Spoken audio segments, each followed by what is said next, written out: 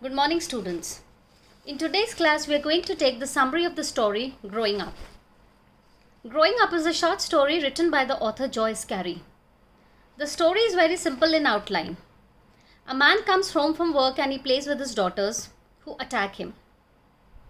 In the struggle, their pet bitch bites him.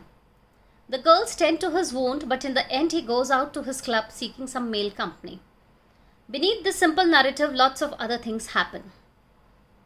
Like several other authors, Joyce Carey chose a title which suggests one of the themes of the story of growing up. This appears to refer mostly to the two sisters, Kate and Jenny. Later we see that it may also apply in a way to their father, Robert, who has been able to play with his daughters for years, but now sees a time that he won't be as attached to them as he was before. The author makes this idea quite clearly in the last sentence of the story. No, he thought not quite a game. Not for half a second. She's growing up and so am I. When I took up the story for discussion in the last classes, I told you that the story is about the father feeling the change in his daughter's behavior. The first instance that we notice in the story is that when father returns home after work, as usual he is anticipating his daughters to be hiding in the bush, waiting to flag his car to sit along with him and to come home. He is disappointed when he does not see his daughters there. The second disappointment that the father faces in the story is when he reaches home and very enthusiastically calls out, "Hello Kate" and "Hello Jenny." But the response of his daughters is too feeble, it's too weak. Another theme in the story might be nature. The story looks at nature in human, animal and other terms. This is shown in the way the garden grows wild, the way the bit snort plays, and way the girls act. In all these three cases, there is a contrast between ideas of educated and civilized nature and the nature in the wild or untamed. A contrast which appears clearly as the girls go from a ferocious attack on Robert to acting as nursemaids and tending his wound. Which of these is the real nature of the girls? This is a question which is hard to answer because generally their nature includes both of these. These children play roles. They aren't as innocent as Robert thought they would be. This area is also linked in the novel to another novel, Lord of the Flies by William Golding. The children which were stranded on an island were shown to be not as innocent as people would think. By being stranded on an island for such an amount of time, didn't have contact with civilization, this made them create their own rules and environment. An example which actually links into growing up is that in the Lord of the Flies of Jake, a young boy, played the role of being a hunter on the island. This made him grow up in the island to be more and more malicious, and by the end of the novel, he turns into a complete savage. This also happens in the story Growing Up, as Kate and Jenny always lived under wild conditions, with absolute no care or interference from their parents. This made them grow up to become wild and quite savage in their own way. The wild garden symbolizes the wild children, which is an unattended area of Robert's life. However, he is proud of it and doesn't seem to realize the effect which this has on his children. Robert doesn't even realize that his children have grown up, and the girls don't seem to show a lot of interest when he comes home. So basically the last theme might be of self-consciousness, especially Robert's concern about his vanishing dignity and the meaning of his life as his children become independent. When the girls attack him, Robert has no means to defend himself. Possibly this might be the symbolism of how he is not able to control his daughters by force of personality. One thing which we cannot tell is that if Robert is realistic or not. On one hand, we learn that he has lost most of his illusions and knows that children are honest, but he also wants to be his daughter's world.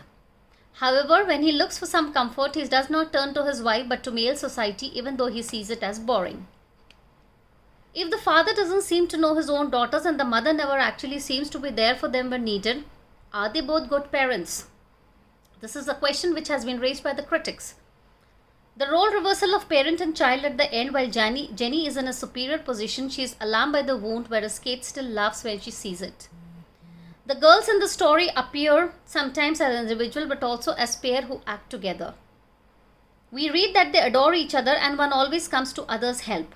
However, as the story is concentrated on Robert's thoughts, this might also be about what Robert is thinking.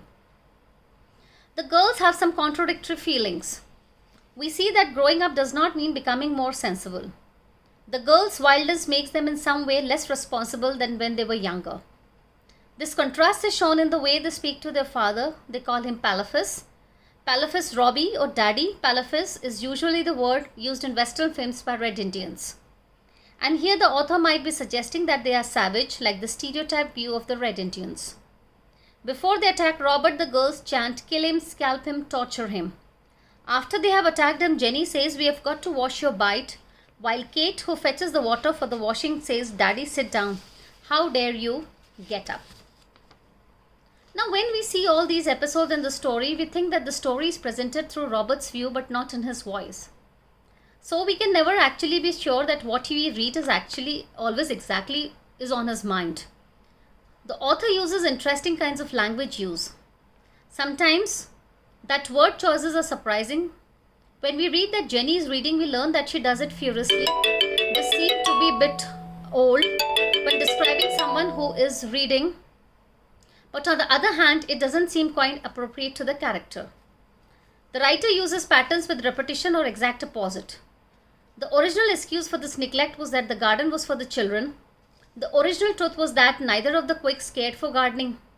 By using the same words initially, the writer makes clearer contrast between the Quicks' public and private explanations, before actually showing how the original excuse over time became true. In the story, the attitudes we clearly learn the most about the Roberts. He has a sense of world where he knew his home and could find happiness in it. But now that is all changing. So he feels alarmed at what may become of him. Robert wants to escape the company of women in the house, but only temporarily. Marriage appears to be permanent for men like Robert, so the idea that he might leave home for good is not here presented as an option. Concluding, the story invites a reader to see it from different viewpoints. The way that Robert doesn't really seem to know is his daughters very well, and that he's proud of his garden growing wildly, seems to me that Robert has a lack of real personality. He wants to be different from the other parents, but on the other hand, he seems to love his daughters very much, even though he has never been a good parent. The children grew wild because of no one actually seemed to take care of them when needed. They both spent their time playing around in the garden under no adult supervision. It seems as though Robert feels quite scared of the fact that daughters are growing up and they don't need him as much as they probably needed before. Possibly he might be realizing that he could have spent more time with them when they were younger, but now it is too late as they are growing up. To me, the main message of the story is how children grow up and the parents still don't seem to realize it quite well. And when they do, they get scared of losing them. So students, this is the critical summary of the story. We have taken the stories in detail. And from tomorrow's class, we are going to begin with the essays prescribed in their syllabus. For a recap, tomorrow or day after tomorrow, I may take up all the stories for a little while, discussing them in detail, and then move on to the next syllabus contents. Thank you so much.